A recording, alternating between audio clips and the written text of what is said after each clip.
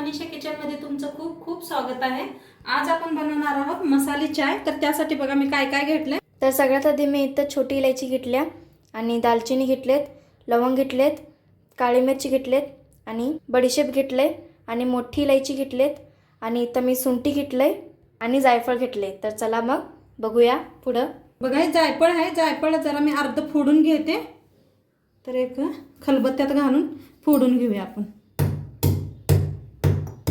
जायफळ घेतले बघा, अर्ध तसंच ठेवलंय। सुंठी बी जरा बारीक करून घेऊया। हे पण अशी बारीक करून घेतली म्हणजे मिक्सरला बी लगेच बारीक होते। हे बघा एक बारकी कढाई, त्याच्यात हे सगळं जे ना भाजून घेऊया आपण। एक साथ घालून भाजून घेऊया। हलकीशी असं ना खुशबू येऊपात्र भाजून घेऊया। मसाले चांगले भाजलेत आपले सगळे, मस्त अशी जी खुशबू यायला लागली। आता बंद करूया, याला थंड झाल्यावर मिक्सरला लावून घेऊया। झालंय, आता मिक्सरला लावून घेऊया। बघा बनवून तयार करून घेतले। बघा असं एकदम बारीक मी नाही केलं, मध्यम आहे, बघू शकता। आता काय केलं, एका काचच्या भरणीत त्याला भरून ठेवूया आपण।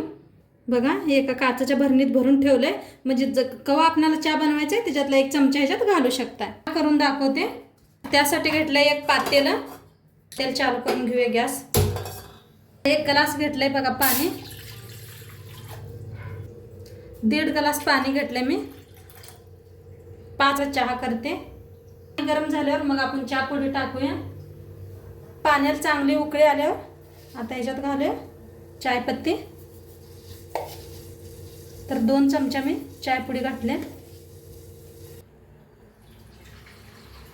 चहा मस्त शिजला या, त्याच्यात घालूया आपण साखर।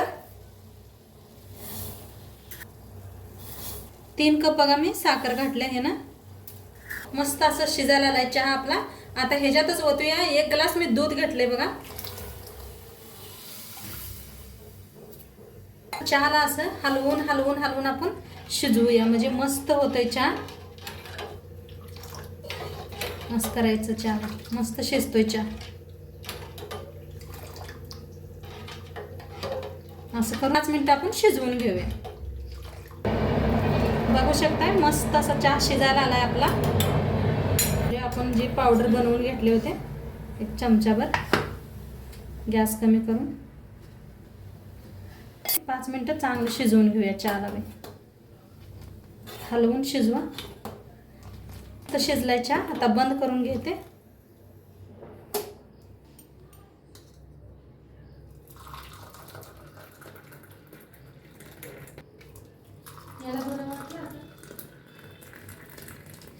बघा आपला मस्त झालेला आहे चहा। आणि कसा वाटला नक्की सांगा, कमेंट करा, लाईक करा, शेअर करा। आता मी एक आमच्या ताई मैत्रिणी आल्या, त्यांना देऊन देते चहा, सांगतील तुम्हाला ते कशा झालेत।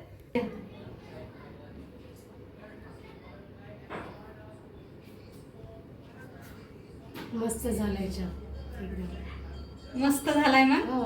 आणि तुम्हाला मी नक्की करून बघा आणि कसा झाला ते नक्की सांगा मला कमेंट मध्ये। छान झालाय, टेस्ट पण छान। आता उद्या भेटूया आपण एका नवीन रेसिपी सोबत।